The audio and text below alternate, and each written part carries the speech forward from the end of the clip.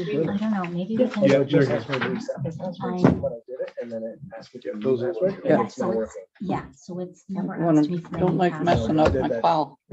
It's in order. Donna, shut your ding roll. Sorry, yes. Rude. Making myself. Thank you. 6:29. Let's see here. Public works, management.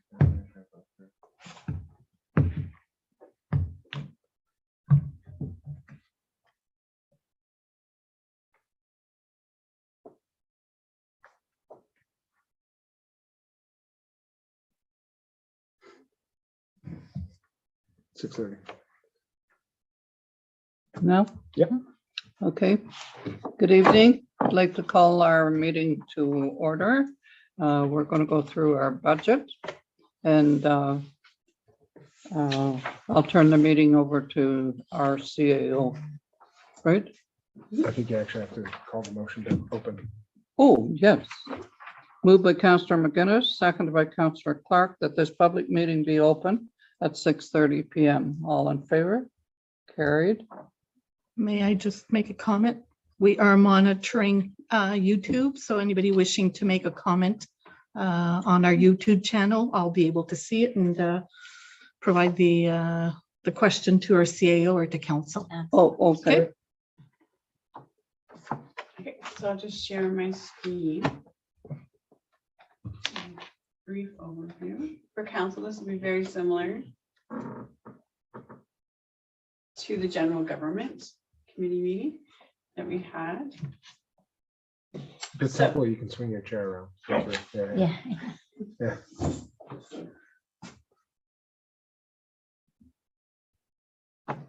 Okay, so we do have before council, when we go into the regular council meeting, the bylaw to adopt the 2023 budget. This is a summary of the outcomes from our meetings with our staff, our department heads, and all of the committees, putting all of their wish lists and the work plan for 2023 together. And council did review it at the general government meeting, as I said, so a lot similar to this. So this is the final version of that document. So for 2023, the township budget has a net expenses of $3,517,448. This is an overall increase of $355,195 from the 2022. So it does equate to a tax levy increase, an overall tax levy increase of 8.1%. Originally, we were at 7.74, and then we had a public works meeting where we said we wanted to offer more services. So the total now is at 8.1. So I'll go through some of the number of improvements planned for the operating budget that are in the list. So the highlights are to increase the Castle Home Reserve to offset the expected capital contributions in 2026. So last year there was 30,000 put into our reserve. This year there's 60. Next year the plan is to put in the 90, so that by the time that we get to 2026, we have enough in the reserve and already in the budget, so that when we have to start paying the loan back, it won't be a hit all at once. So the impact will be much less. We're going to reduce the dependency on the operating expenses being managed by the provincial funding to provide more money into the, or more funds into the capital budget. So we've taken the automatic operating transfer from gas tax and OCIF, from OCIF, so that can stay in the capital budget, and it's not in here. It does reduce the revenue on the operating side, but it allows us to do more on the capital side. There are new waste management practices, and as I said, alluded to earlier, the potential to extend the winter hours for that Wednesday, that has been factored into the budget, though I know we're still waiting for some final costing on lights and to exactly see what that light does look like. But the capital the wages and what we know we need to do in there for the operating is included in this budget. We're completing the official plan in the zoning bylaw review, so there'll be a number of meetings again this year, and hopefully we get that concluded and sent off to the province by the end of 2023.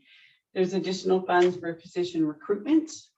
And I believe that the last meeting we said Bonfield has been allocated 2 family doctors now. So we'll be spending those funds on recruiting the first doctor as well as the second doctor and determining how to move that forward. We're starting a gravel program for the roads, with Pine Lake Road being the first road. That's through the capital program as well, but there are some additional funds in the operating, so we can continue this on an ongoing basis. We are completing the community risk assessment for the fire department. So this is mandatory from the province. It does require completion by July of 2024. So we've put in the funds that will allow us to complete that as well.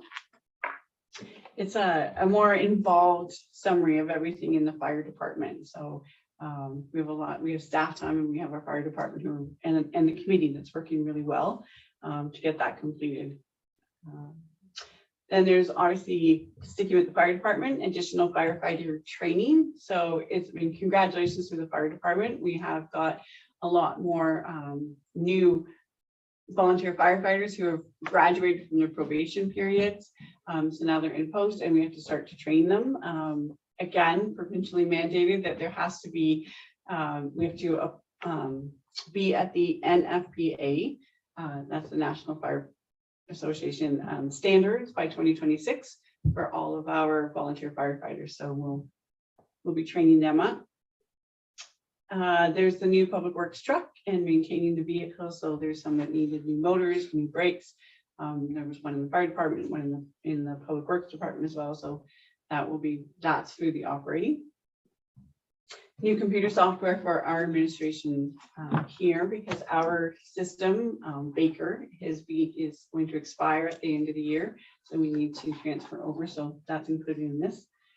And then thankfully, because we do have to transition from that accounting software over to another one, we will have the full staff complement back in the administration office starting in August. I think it's been several years since that has happened, so that's very encouraging as well. And then in all of the departments, medical center, library, and here, we've upgraded our internet connections to be more efficient as well. So some of the highlights on that. So in general government, a quick summary, general government budget has gone up $32,415. The fire department overall increase is $47,195. Emergency management is $25,580. The building department, we've moved where the wages are in that out of general government into building. So it has increased $41,930. It's not an increase to the budget. It's just how we're allocating it in. Policing has increased $2,500. We did send some of our police services board members off to a conference, and that is essentially what that cost is. I think that was beneficial, given the new changes that are coming in for police boards as well. Public Works increased $124,142. Again, some of that is because we've reduced that revenue of an automatic transfer from the deferred revenue gas tax and OCIF into capital and not into operating. So that's a big chunk of that. And then as well as the $50,000 that we've added for the gravel program. So there's a lot in that one. The cemetery has increased $2,000. We're going to install the fence around or improve the fence at the cemetery. Environmental services increased overall $22,648. There is some added revenues because of the recycling, but then there's also some more added expenses because of the new waste management. And we are hoping that there's more recycling. I think that we've already seen that our community has embraced recycling, but it does mean that we're paying for our contractor to come and change the bins more often. But that is somewhat offset by the revenues. Parks and Recreation decreased by $5,500, and that was partly because of increases in revenues that we've been receiving. And then there's some work that we want to do on the canteen deck. The library overall, it's a library board, so not that council has much influence on the budget, but it decreased $2,500. And then planning has increased $5,700. That was because of that prime agricultural study that the province wants us to do as we're redoing our official plan. And then the medical building did increase by $11,000. So that is a summary of the changes that are in the budget. I do have, I can scroll down on my sheet. There is a chart that gives the overall total number and how it's broken out in by department, the same departments I just went through on what their overall are. So Public Works is very typically the largest budget in a small community, and then our second is policing, and our third is fire. And then there are two charts here that explain what that impact will be. So the average change in taxes will be $178,000 for the year. The highest increases for 6 homes are going to be approximately $64 a month due to the increase. And again, it's 8.1, but some will see an 8.5, some will see only a 5. Like vacant commercial has a very different rate than what residential does. So the average works out to 8.1%. But you can see there's on the top chart, there is a property count of 613 homes for a single family dwelling with the mean current value assessment at 188,000. And their change will be $205 for the year. And then there is a small office building.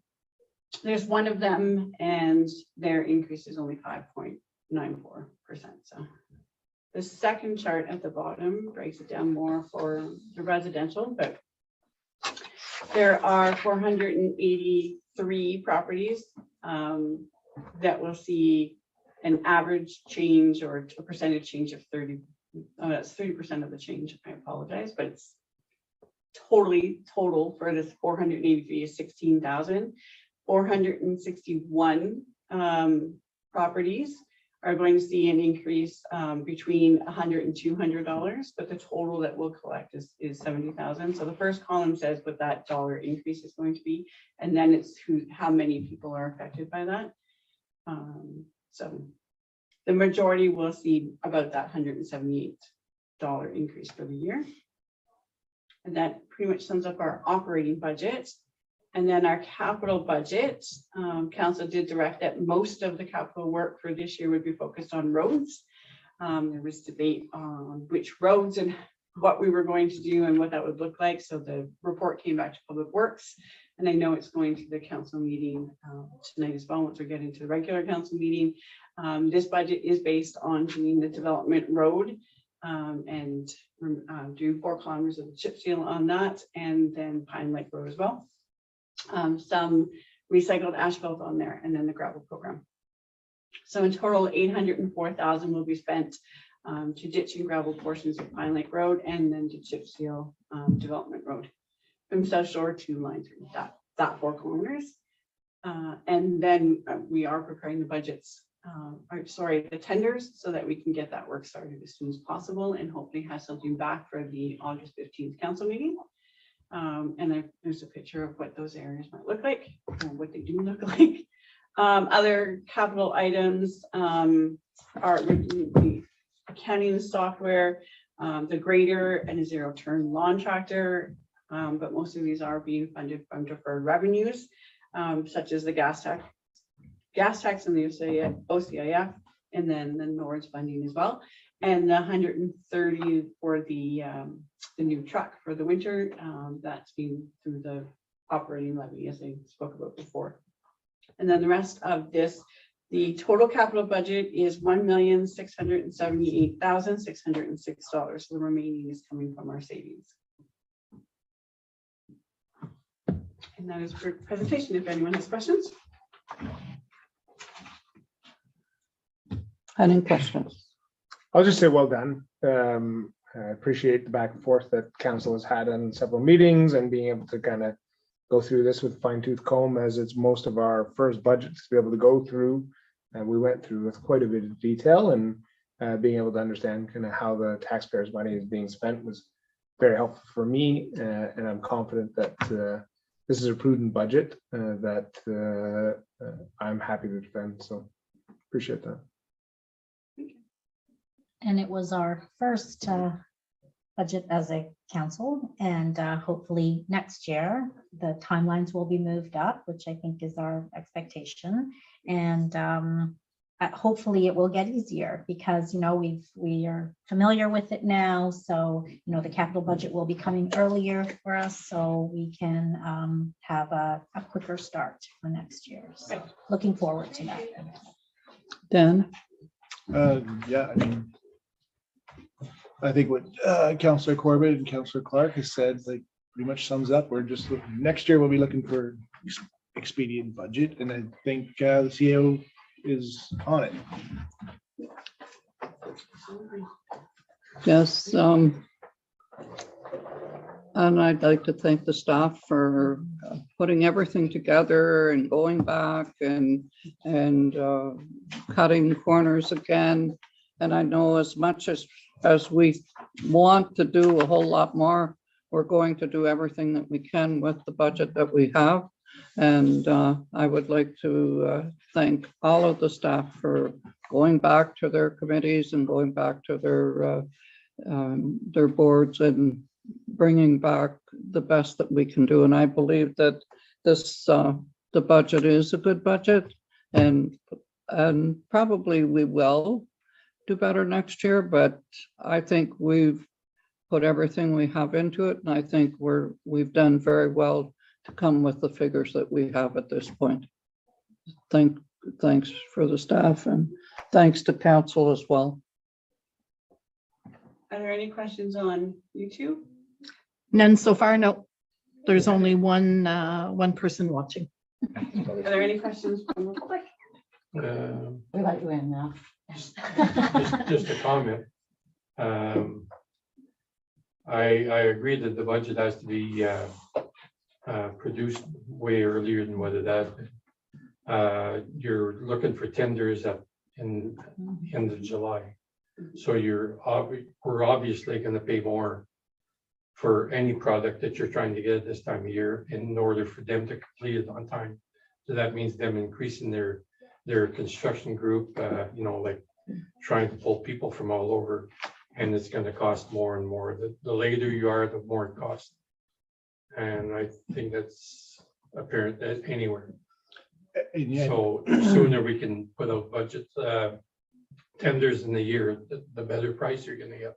and I think council and we realize that, and we're Yeah. shooting for, you know, early spring, For so we sure. can put out tenders first thing in the spring like everybody else Yeah. to get the best price. And again, just to reiterate on that,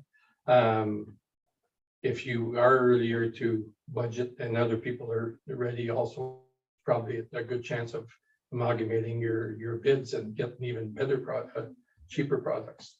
If that's a possibility to work with adjacent municipalities, you know. Just, oh, Corbett. I'll just say, I completely agree. And I think just for some context, obviously it was an election year. Yeah. We walked in, and this is, I know you know this, but in case there are one viewer doesn't, it was a budget year. We walked in, as I think everybody knows, we did not have a CAO. It was a full council turnover, save and except me, who was here for one moment of last council term. So I think you heard tonight, have a very different expectation of what that cycle is going to look like next year. In fact, there's probably not going to be much of a break between closing this budget and starting the next. So I think you're going to see that process start ramping up. We'll welcome you back in a couple of weeks for the start of the next budget. Yeah. And tell your friends. Yeah. You know, Yeah. because we want input. That's how this is going to work. It's community. We need to hear from the community, you know, how we're doing and what they want. You're gonna need more chairs. Yes. Hopefully. We can make that happen. Okay, any more questions? Congrats on getting that done. Thank you. Okay, so at this point, we will close this meeting. Moved by Councillor Corbett, seconded by Councillor McGinnis. This public meeting of council be adjourned at 6:48. 6:48. All in favor? Carried.